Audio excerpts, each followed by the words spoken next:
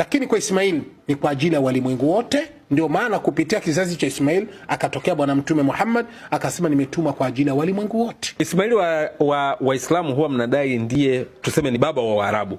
Ismaili ni baba wa Waarabu, na hapo mnakuja kusema ni tuseme ni babu ndicho kizazi ambacho kinaenda kumzaa Mtume Muhammad. Mtume Muhammad tunajua ni Mwarabu.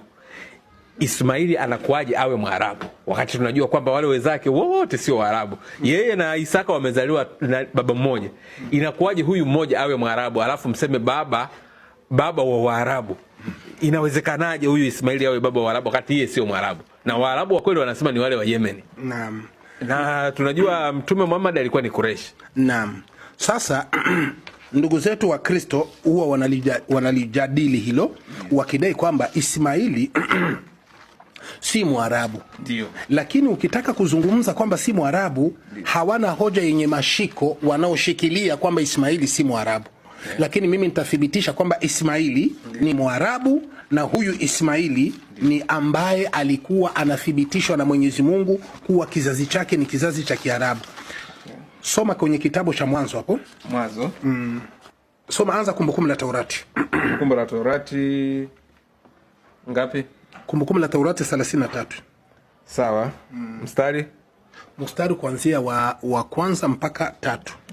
Hii ndiyo baraka ya Musa, huyo mtu wa Mungu aliyewabarikia wana wa Israeli kabla ya kufa kwake. Akasema Bwana alitoka Sinai, akawajia kutoka Seiri, aliangaza katika kilima cha Parani, akaja Meribath Kadeshi.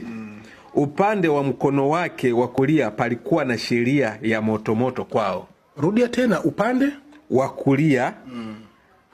Upande wa kulia palikuwa na sheria ya motomoto kwao. Kulikuwa na sheria ya motomoto kwao. Hiyo sasa ni kitabu cha Kumbukumbu la Taurati 33:1. Ndio. Inasema Bwana ametoka Sinai, akaondokesha kutoka Seiri, akaangaza katika kilima cha Parani. Ndiyo. Sikiliza hapo, kuna neno inayojificha. Ndio. Ruka hapo 2. Ndio, niende 3. 2 hapo, anzia hapo 2 kisha uende 3.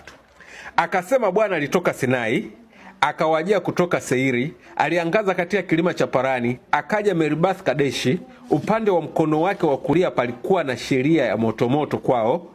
Hakika awapenda hao makabila ya watu, watakatifu wake wote wamo mkononi mwako. Nao waliketi miguuni pako, watapokea kila mmoja katika maneno yako. Inatosha. Ninachokilenga sasa hapo, ndiyo, inasema kwamba Mwenyezi Mungu aliangaza, alikuja kutoka Sinai. Ndiyo. Anakusuhudia alivyomtokea Nabii Musa kwenye mlima Sinai akampa utume. Ndiyo. Akaangaza Seiri, anakusuhudia